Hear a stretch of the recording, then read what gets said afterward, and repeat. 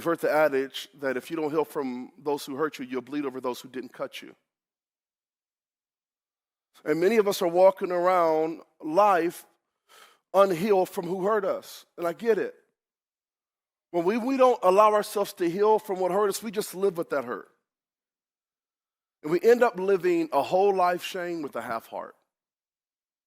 A whole life with a half heart. But the truth is that if you don't heal from what you've gone through, the truth is what you don't heal from, you will pass down. Parents, grandparents, aunts, uncles, what you don't heal from, you absolutely will pass down. You don't just pass down DNA, you pass down dysfunction. If you don't heal from those who hurt you, you'll teach your children to be untrusting.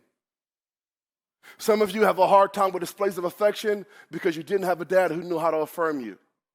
Because he never gave you his approval, now you're living for everyone else's approval. And you're teaching your children it's better to work than to be present, because working, you can actually show that you have worth and value instead of realizing I've got worth and value if I never did another thing. So your children will never feel comfortable around you unless they're doing something to prove to you that they're worthy of your love. If you don't heal from it, you will pass it down to your children. And a lot of our brokenness and dysfunction is not a result of a generational curse, it's a generational pattern.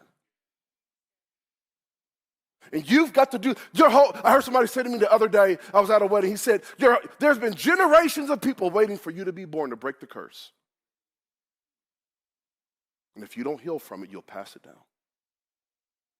But I'm convinced that love can win and we can overcome. Why are you so convinced of that, Pastor Q? Because I follow a Savior who rose from the dead. That's why I'm convinced of it. Do I want to get better? Do you want to get better? You know, I find it interesting. In the Gospels, Jesus will walk up to people and he would say, do you want to be healed? I thought, what a crazy question to ask somebody. Do they want to be healed? And the truth is, some of us don't.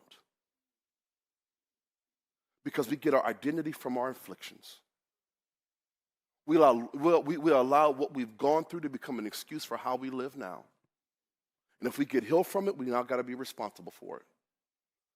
And I look at the life of Jesus and go, Jesus, so do you want to change? He goes, if you want to change, I'll give you an example that you can follow. Does this make sense, everybody?